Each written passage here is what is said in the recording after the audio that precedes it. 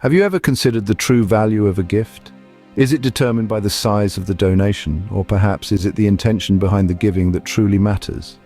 A trip to the ancient Lingyan temple in Hangzhou, China, brings this question into focus. This temple, teeming with devotees and tourists, thrives on the donations it receives. For centuries, funds from incense offerings, charity and merit boxes have been the primary economic source for Buddhist temples. These funds are used for the daily operations and maintenance of the temple facilities. As you approach one of the merit boxes, you learn that the names of the major donors are usually engraved on stone tablets.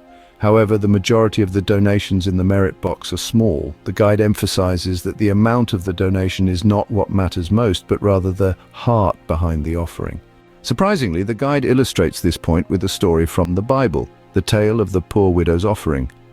Jesus once observed people making their offerings at the temple. Among the wealthy patrons, he noticed a poor widow who only had 2 small coins to give. Jesus said, "Truly, I tell you, this poor widow has put in more than all the others. All these people gave their gifts out of their wealth, but she out of her poverty put in all she had to live on."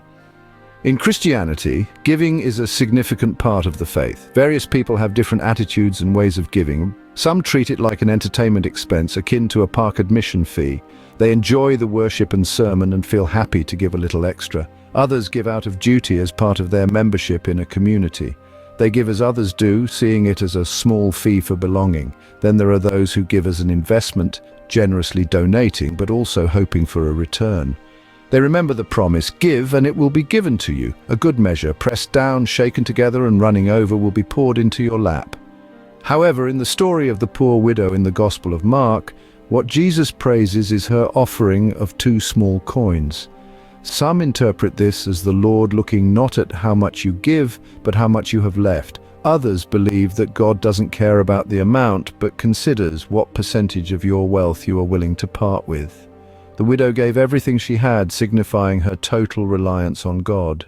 But perhaps the most satisfying explanation is this. The poor widow was no longer attached to the concept of mine. This represents the highest level of selflessness, something that Jesus highly valued. After all, Jesus said, "Whoever wants to be my disciple must deny themselves and take up their cross daily and follow me." So, what is the true value of a gift? It seems it's not about the amount, but the heart behind the giving. It's about selflessness, about giving everything you have and trusting that God will provide. It's a message not just for Bible enthusiasts, but for anyone who seeks to understand the true nature of giving.